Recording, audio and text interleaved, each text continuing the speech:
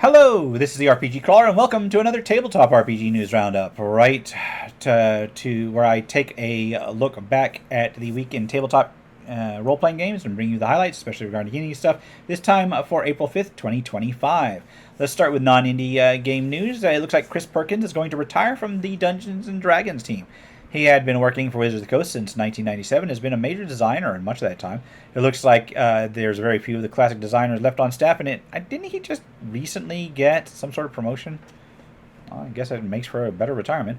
Moving onwards towards indie and small press releases, Elder Light Press has a number of offerings out for 5th edition. There is A Village of Whispering Pines, which is an adventure for levels 5 to 7. Horror Encounter Pack, which offers various horror-based encounters.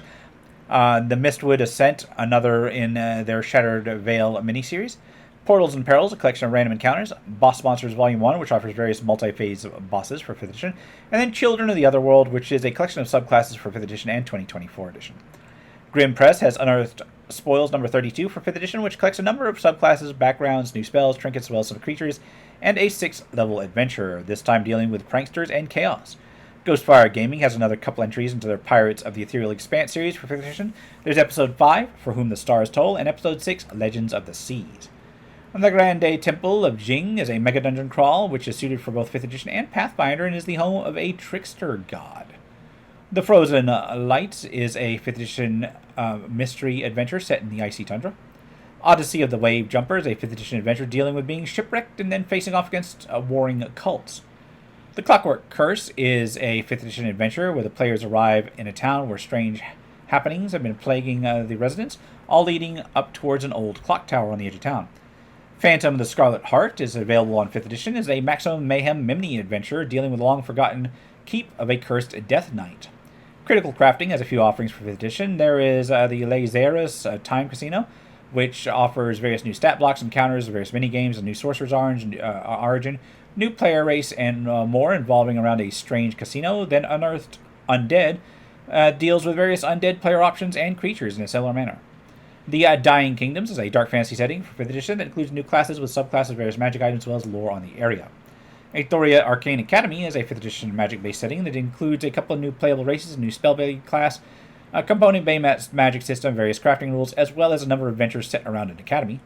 The Planar Codex for 5th edition offers various subclasses, species, spells, feats, and more for extra planar adventure. Seven Sun Tavern has African Folklore Bestiary Volume 1, which includes various monsters for 5th edition based on African lore and myth. Then there's Legends and Myths, which is a 5th edition bestiary that includes 49 unique creatures drawn from various mythology around the world. Crimson Codex is a supplement detailing blood magic for 5th edition, including a new magical framework, new classes, various class integrations, and so on. The Swarmbinder's Grimoire is a 5th edition supplement that offers a variety of new spells, as well as subclasses more focused around conjuring various insects. Necromancer's Grimoire offers 100 spells for 5th edition, detailing dark magic and necromancy. It includes spells for various spellcasting classes. Latin American Monsters from Legendary Games is available in Tales of the Valiant format now, which converts their collection of Latin American creatures into that system. Black Mountain is a dungeon crawl classics adventure for 2nd level characters that deals with a fortress that is home to a sorcerer and his servants. School Basher is an overhaul for Shadow Dark RPG that offers various ability scores, non-class restricted advancement, various new classes, a new system for advancement, new armor, new combat alternatives, magic system, and much more to basically overhaul the entire system. Gristle Vine is a Shadow Dark compatible one-shot adventure that deals with various jungle-themed material. Misfit Studios has a couple offerings for Castles and Crusades, both of them brief. There is a side quest Goblin Outpost, which has a brief adventure, and then Crawford's Catalog Creatures Abacar Blossom, which details a deadly plant. D12 Monthly Issue 46 is a collection of material for old school systems, this time focusing on various dark cults. The Matter Hag Issue 5 is another zine suited for OSR systems, covering a variety of material, including arms and smithing options, a new fighter class, new feats, weapons, armor, and a simple mass combat system, a domain system, and so on. Black Knife Media has the Orc for Old School Essentials, presenting that creature as a playable monster class.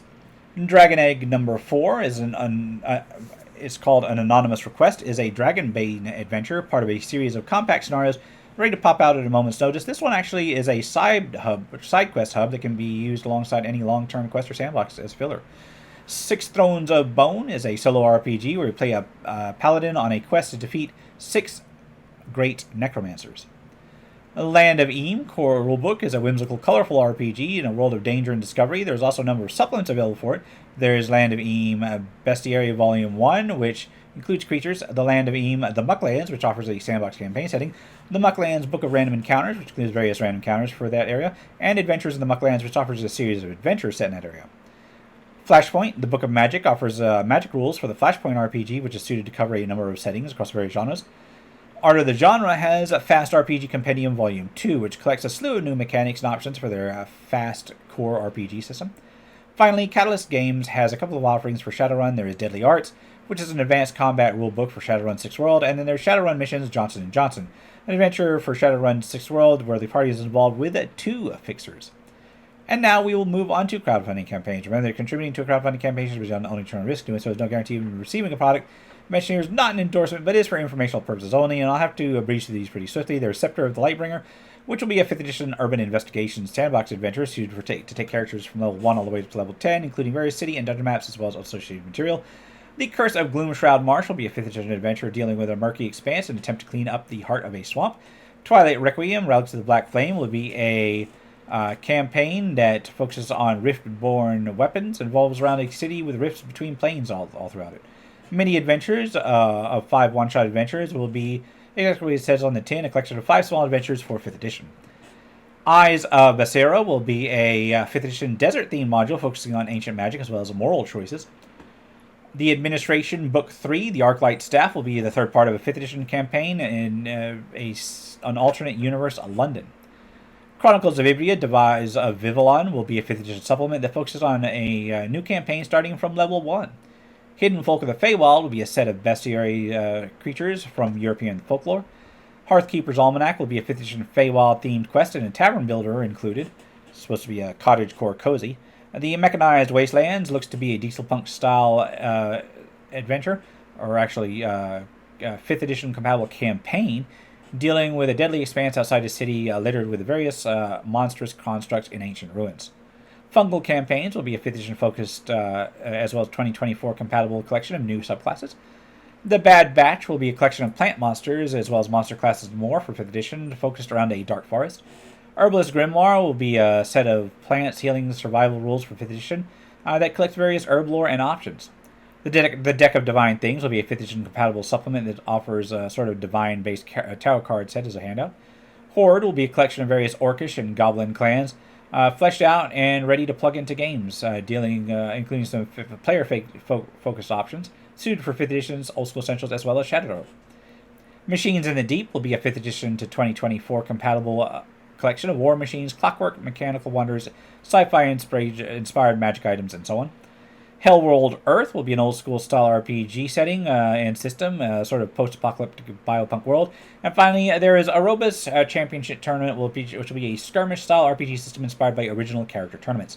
And on that note, I'm going to wrap things up here. This has been the RPG Caller, my Tabletop RPG News Roundup. This time for April 5th, 2025. As always, links will be below if you like what you see. Remember to leave a like, comment on your feedback, and subscribe for more RPG content. I will be trying to start getting things up again, slowly but surely. Until next time. Take care and goodbye. And if you are still watching, I would like to take the opportunity to thank my supporters, the top tiers of which are listed on the screen, without whose support I would not have been able to offer the variety of content that I have on this channel throughout the years. If you're feeling particularly generous and would like to join them, you can support the channel. There are a variety of options to do so. I have a Patreon, a Subscribestar, as well as channel memberships enabled. If you are not in a position to contribute, simply leaving a like, a comment, or sharing my videos are all wonderful ways to help the channel grow without spending a dime, and are all greatly appreciated.